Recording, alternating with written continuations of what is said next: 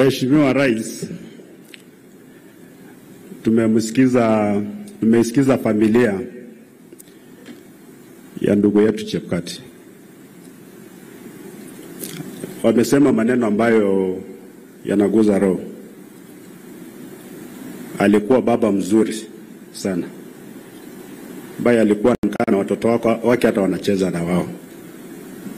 Sio wazee wengi wa Bukusu wanafanya hivyo. Mama pia amemsifia sana.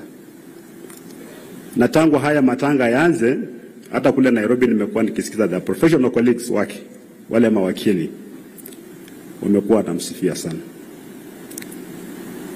At the end of the day, that's what matters. What you do for your family and what you do with your professional colleagues. Every one of us anaweza kuomba kwamba pia ikifika siku yake kama ya leo apate testimonies kama hizo. Lakini pia vile imesemekana ni kwamba kumekuwa na mambo mengi sana kwenye mitandao, na hata wengine sio kwa mitandao, hata watu wanatoa kejeli, wanatoa matusi. Vile seneta amesema waende kajizike, mambo ambayo pia sio mazuri.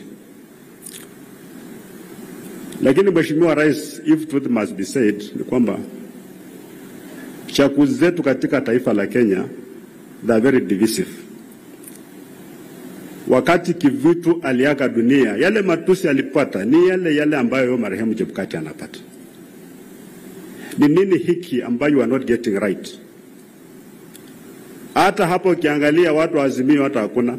Hata wakati tunamzika Chebukati hawakuje matanga.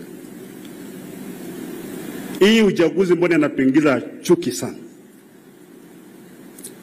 Mheshimiwa Chebukati alikuwa chairman, other than the personal sacrifice he made, kulikuwa na wakati nafika mahali wa Kenya wamengojea results, we are on tender hooks. Alafu mnaambia kwamba the secretariat and the commissioners are not working together. Watu wamengojea matokeo, na mambo ya uchaguzi kuna tension ile ya mwaka. Hii ya 2022 watu wamengojea matokeo, unaona ma commissioners wengine wanapeana press conference pande hii, wengine wako pande hii. And all it needs ni mtu kutoa spark na dunia na waka moto. So even as we are putting in a new IEBC, Your Excellency, because you are the captain of this country, what lessons have we learned as a country? Or we are just going through the motions?